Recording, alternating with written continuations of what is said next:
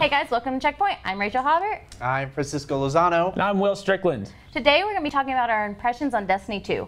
Warning, this is a spoiler zone, so if you haven't gotten a chance to play the game or don't want the first couple of hours spoiled, hit pause and come back to us whenever you're ready. Let's get started. Cool. Who wants to start first? Let's start first. Will. Okay. Wow, just throwing it up on Will to start. It's hard for this one. I don't necessarily have too many specific things to say because it just seemed a little generic. I don't know. I got too much Borderlands, BioShock Infinite, obviously Halo, lots of influence from those other games. So I struggle to find things that really stood out. And this was your first time playing the game, yes? Yeah, I haven't played Destiny 1. Yeah. Now I got a question for you. You said it's kind of like BioShock Infinite. In what way? There were a few missions. That first mission, Homecoming, where you're going through that burning city and you see I got the sky and everything. There's a couple missions in BioShock Infinite that are very reminiscent of that. Just the way they look and the way they flow.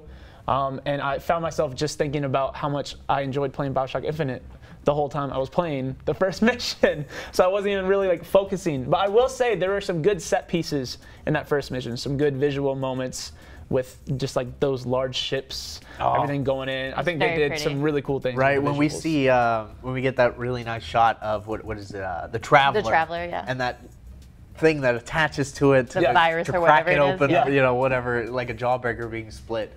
That was pretty cool. Yeah. And it shows you just how tiny you are in this whole little universe. Well, yeah, like you said, it was y'all's first time playing the game. I played the game before. I played Destiny, not this particular game, but Destiny 1. I did play before. What class did you guys choose? Because that's always a polarizing issue between people. I went Titan.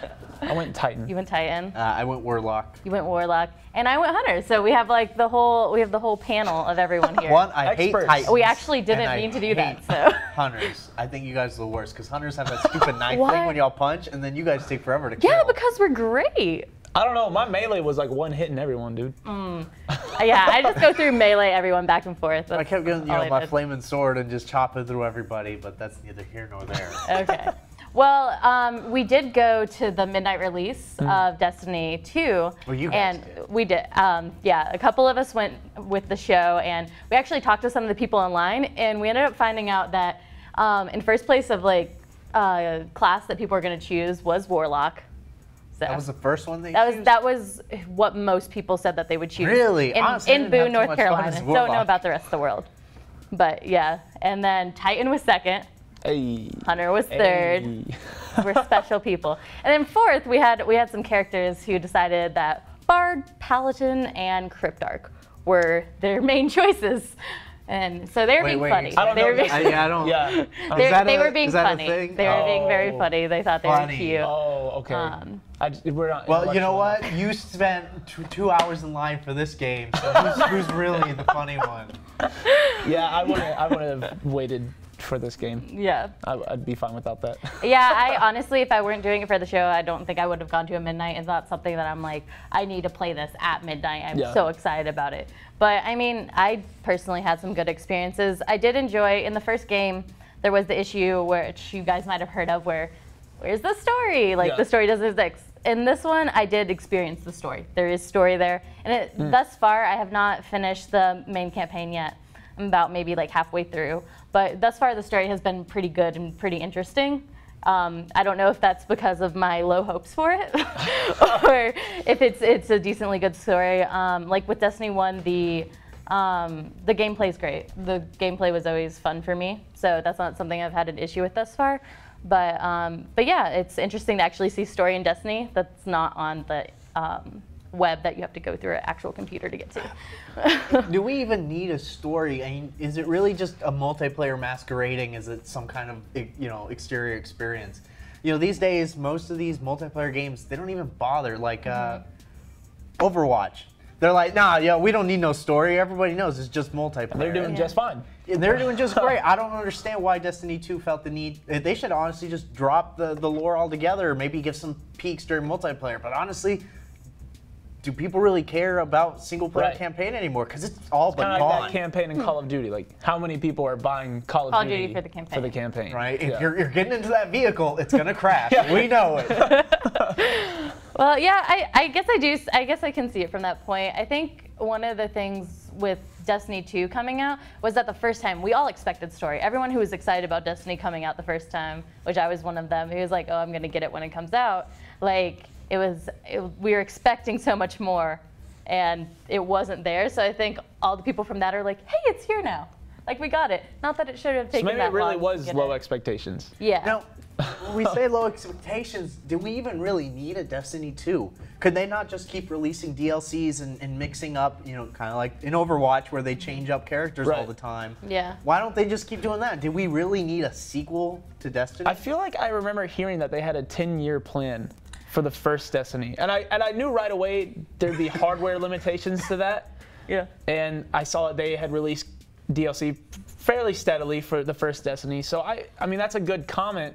Is this a true sequel? Like, did you need that sequel, or could this have been DLC? Could this have been an expansion? Yeah, something like GTA 5. You know, they have been like their multiplayer function has been working for how long now? It's been like almost 5 They've years. got new DLC coming out next Like, few weeks. Yeah, all the time, and it's crazy new stuff. Like it's something to keep the game revitalizing, and they don't need to justify a whole nother game.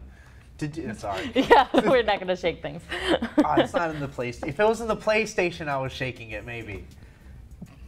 You guys don't do that if it doesn't work? No. No, that's how you use scratch sticks. Don't shake your PlayStations, please, or any piece of equipment like that. There was a similar controversy in terms of like what is a sequel when Left 4 Dead came out. So Left 4 Dead 1 came out, and I don't think it was even a full year until Left 4 Dead 2 came out. Yeah. And people were really mixed on that, like, because that was a full $60 title. So kind of possibly same thing with this. Was this worth a whole new box, a new name, or could this have just been an expansion? I think it definitely could have. I don't know if maybe this was their attempt to try to get new people into the game. Like, hey, this is a whole new experience. We're kind of like starting over. Like, come join in. Because the thing was, even though people came back every time a DLC came out, everyone came back. Like that was like, oh, we need to like level up. We need to do these new things. But like once that was over, and it wasn't bringing that many new people in. Like it was just, hey, we're bringing all the old people back. So maybe this was their step towards bringing new people in.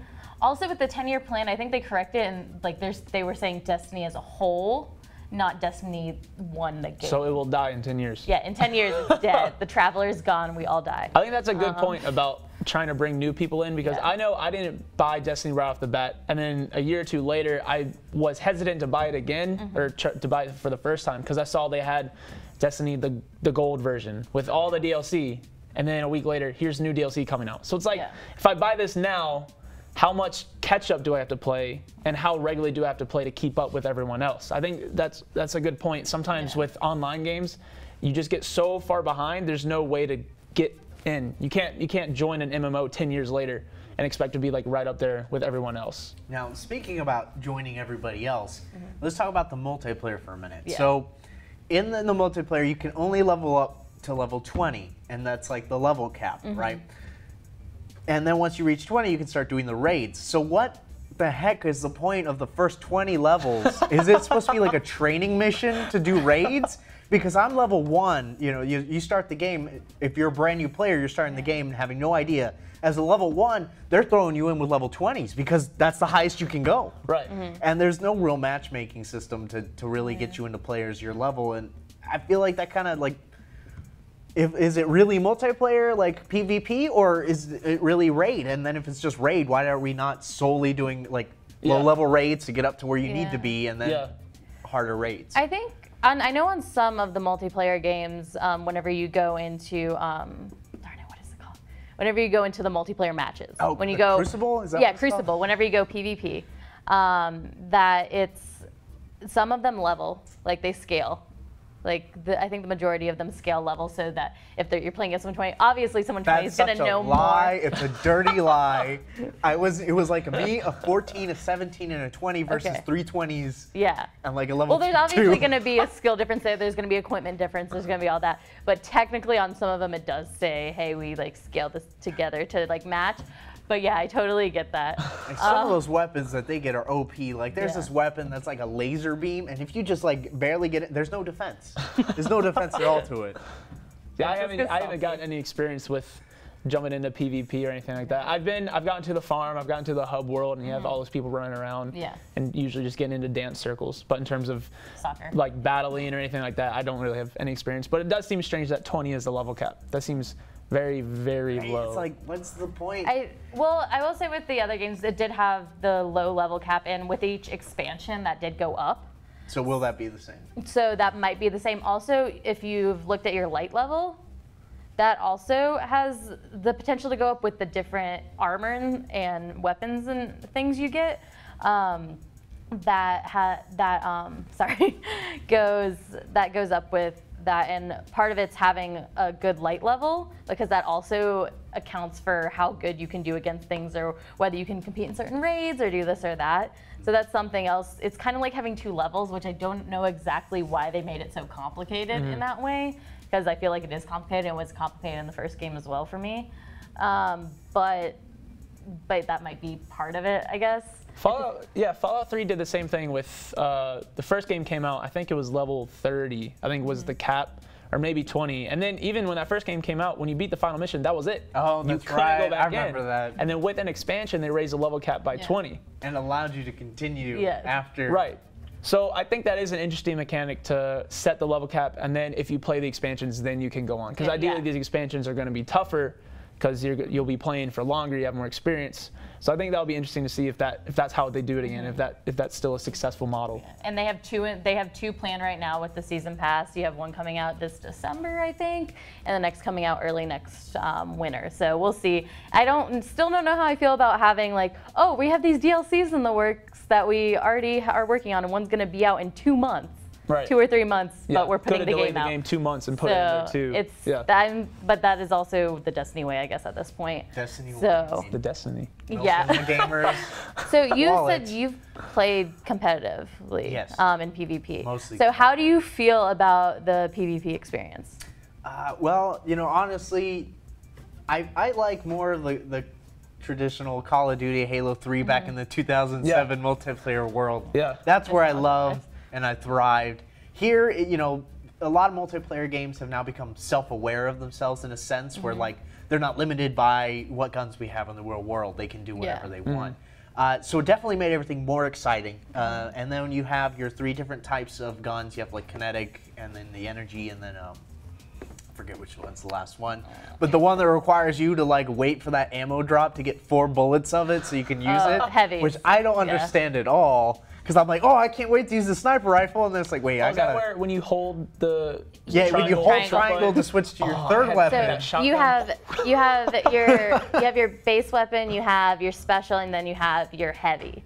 And so heavy's the one you're holding down for. That's the one you get a little bit of because it's so powerful. That heavy is nice. It's to make sure people aren't using that throughout the whole game. I can understand it does balance out, but it's just so annoying that you can't use the gun that you wanted to use, that you just picked up the rare artifact. So it's basically the heavy. You're trying to avoid what Modern Warfare 2 did with One Man Army, to where you would just have a grenade launcher and then you'd restock, and you basically have infinite ammo. So here's your most powerful weapon, but you don't get to use it nonstop. Yeah. There's limits on it. Because if people use that nonstop, I already died enough. Like in PvP, I'll be fine if we don't have heavies, if we don't have unlimited heavy ammo. Yeah. So. But I've enjoyed the competitive play. The only thing I don't know how I feel about is the fact that you don't really get a choice into what kind of game type you're playing. Yes, okay, I didn't know. You used to.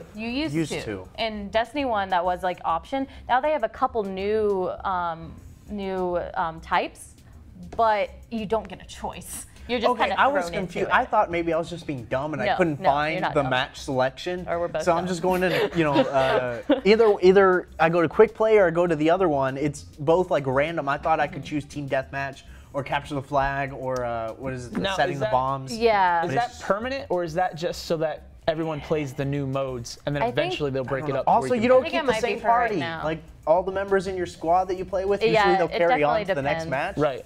If you're playing with people, if you make a party within it, with people you know. That's standard. Like, if I'm playing a Call of Duty match and I'm playing with strangers, those strangers will keep on for the next party unless they leave. Sadly, we can't talk anymore about this, and sorry to stop you, but we're at time. Please discuss. We can discuss more in the comments. I'm not discussing this game anymore.